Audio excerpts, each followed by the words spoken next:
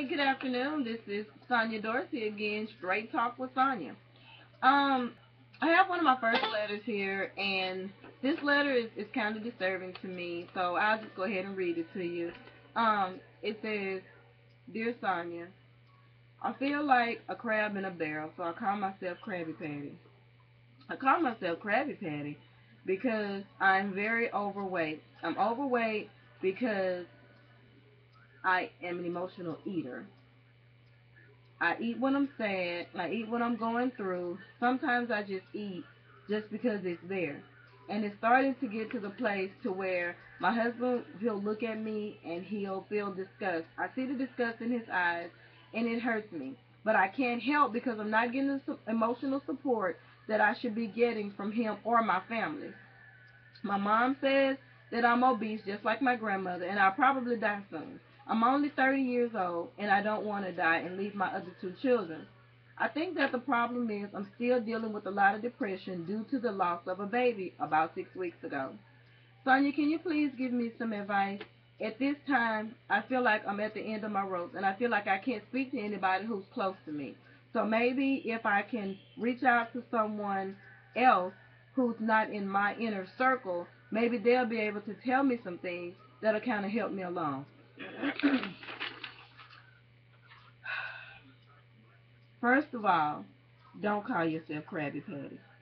You have to understand that when you lose a child, that you go through all of these emotional, letdowns, these emotional why me, these emotional what could I have done to prevent it. And truth be told, 8 out of 10 miscarriages are not the fault of the mother. It's an act of nature. The physicians will tell us that a miscarriage normally happens when the body rejects the pregnancy because there is potential that there's something wrong with that child. And so, and sometimes, it happens. It has happened to me. It has happened to women that I know. Now, as far as the emotional eating part, we're all guilty of that. So what you're gonna have to do is when you start to get the emotional hungry, try to eat something that is light. Try to eat something that is nutritional, and try not to lay down. Try to sit up after you eat. That way, your digestive system has a chance to go ahead and try to digest the food. Now, let's deal with what's going on with you and your husband. If you feel that your husband is not emotionally supporting you through this, then you need to have a conversation with him. The first thing that a husband is, besides a provider, besides, a confidant, he is the person that should have compassion for you. And so I suggest that you do what I did. Get you a list, get you a piece of paper, right? And I want you to make 2 columns. On the first column, write down the things that he does in your life to give you emotional support, to make you feel good. On the other column, write down the things that you don't think that he does for you. Write down the things that you want him to do with you and have that conversation. A lot of times men don't support us because they don't really understand how to support us. You know, Music Soul Child had this song, Teach Me How to Love. And I don't think that a lot of people really listen to that song. That song was him basically saying, teach me how to love you. Teach me how to protect you. Teach me how to be the man that you need me to be. And at that point in time, I can be that man for you. I can provide that stability. I can provide that comfort. I can provide everything that you want and everything that you need. And it may just not be that he doesn't care. He may not know how to care. I know that when I had my miscarriage, I was told I didn't know what to say. I didn't know what to do. And at that point, I had to take all the blame off of him, and I had to kind of look at me, and I had to say, well, did I actually tell him what I needed? Did I actually sit down and tell him the emotional, part of what I was going through? No, I didn't. I thought that he knew. And in fact, they don't know. Men are kind of like slot machines. You have to put something in to get something out. So if you put that, if you keep putting that information in, eventually the jackpot signs are gonna go off, and he's gonna understand what you need. So you're gonna have to open your mouth and talk to him. Now, if you try to talk to him and he still doesn't understand, then you're going to have a serious conversation with him. You're going to have to say, look, I need to talk to you. I need to let you know what's going on with me because you're coming down on me for being overweight. I'm overeating because I'm looking for comfort in the food. And that's why they call certain things comfort food. So you're going to have that conversation with him and let him know, number one, I need you to be there for me more. I need you to understand me more. I need you to support me more. I need you to be there for me more emotionally. And if he really loves you, he will understand. Now, if he married you, he loves you that much. He just sometimes may just need a little push from you. He just may need you to kind of guide him and kind of tell him. As far as your family, a lot of times family don't understand because they don't know what you're going through on the inside of your own world. You know, if you're anything like me, there's only a certain amount of things that you let your family in on because, you know, we, of course, don't want our family to be too involved in the personal part of the relationship. Sure, the show part, and, you know, when we get out and we have fun and we Facebook and we tweet and we tell each other how much we love us, you know, we want them to be a part of that.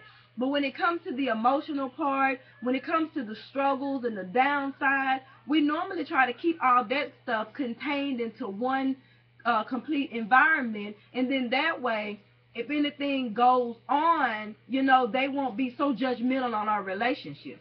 So unless you're willing to kind of let them in on a lot of these things that you're going through, then, you know, you're not gonna really get that support. You know, and you just have to really, you know, be mindful when you're married about how much information that you're giving to other people, because you don't want, you know, the idea that he's not supporting you emotionally to get in their heads, because honestly, people are going to be more critical of your relationship than you are, because they don't understand, they don't know, they don't really feel what's going on.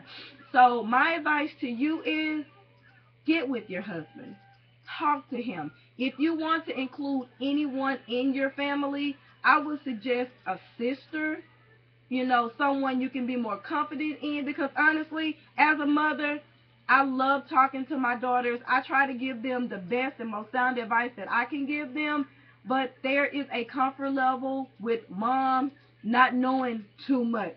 Now, honestly, my daughters tell me too much, and I listen to that, and I take all that information in, and I can give it to them. Now, if you have that type of relationship with your mom, by all means, go ahead and talk to her. But as I said, you know, sometimes we don't want to get too involved, them to be too involved in what's going on in our life.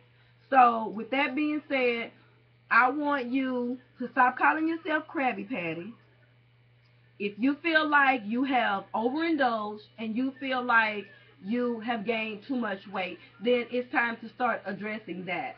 And that's something that you're going to have to do.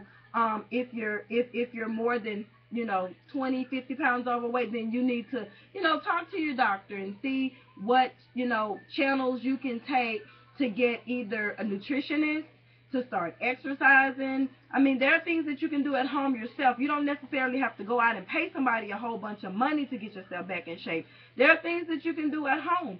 And actually, you know, I can email you a list of things that I do to keep myself in shape. But I just want you, as far as, you know, all these emotions that you're having, make yourself that list and start addressing some of these things. On your sad list, I can guarantee you there is nothing on that sad list that you can find a scripture for that'll help you support and to help you get over and to help you get through what you're going through. So I want you to, first of all, stop calling yourself Krabby Patty. Stop saying that you're overweight. Stop claiming the depression. Stop claiming the downtrodden part, and start by falling in love with you. Start by loving who you are and embracing who you are. And once you start embracing who you are, then you can start on that list and start working on things with your family. A lot of times we have to be more careful with ourselves. We have to be more comfortable with us, and then we can be comfortable with other people. I want you to be okay. I want you to be happy. I want you to be healthy. Address yourself. Address your husband. Because I think from looking at a lot of your posts on Facebook and from looking at a lot of his responses, he cares. He just doesn't know how to address what's going on with you as far as losing the baby. Because as I said, they don't understand. They not 9 times out of 10 they don't understand anything unless you fully explain to them. And I don't care if you have to slang snot, if you have to slang tears. Get him in a room, make that list, and show him. And say, baby, this is how I feel about this, and this. Let him know. With everything that you do, put God first, love yourself, and don't forget the strut. Thank you.